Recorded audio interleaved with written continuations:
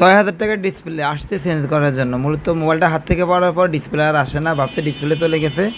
তো এখানে দেখতে পাচ্ছেন খালি চোখে তাকালে তেমন একটা বুঝতে যাচ্ছে না যে এখানে যে কানেক্টরটা ফাটা বা ভাঙ্গা। তবে টুইটার দিয়ে নাড়া দেওয়ার পরে মনে হচ্ছে যে এখানে কানেক্টরটা ভাঙ্গা। দেখতে পাচ্ছেন পুরাই নড়তেছে, একেবারে পাশের লেয়ার থেকে প্রায় ৫-৬টা লাইন ছেড়ে দিয়েছে, ভেঙে এইদিকে এসে রয়েছে। তো এই লাইনটা হয় সোজা করতে হবে, আর না হয় কানেক্টরটা চেঞ্জ করতে হবে। তো প্রথমে আমি একটু সোজা করে ট্রাই করে দেখি। আর কানেক্টর চেঞ্জ করতে গেলে বিশাল ঝামেলা, ডিসপ্লে খুলেই কানেক্টর চেঞ্জ করতে হবে। ডিসপ্লে খোলা ছাড়া কানেক্টর চেঞ্জ করে এখানে পসিবল না, কারণ এখানে ছোটো রেবনের ডিসপ্লে, একেবারে নিচে, এখানে হিটও দেওয়া যাবে না। তো এই ধরনের কানেক্টরগুলো সোল্ডারিং করার সময় আমি একটা আয়রন টেম্পারেচার 280-275 এমন দিয়ে থাকি।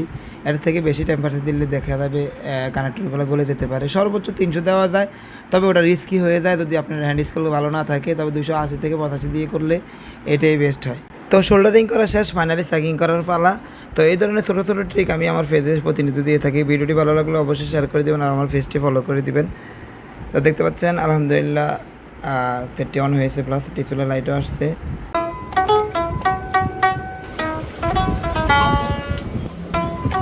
লক লাগান।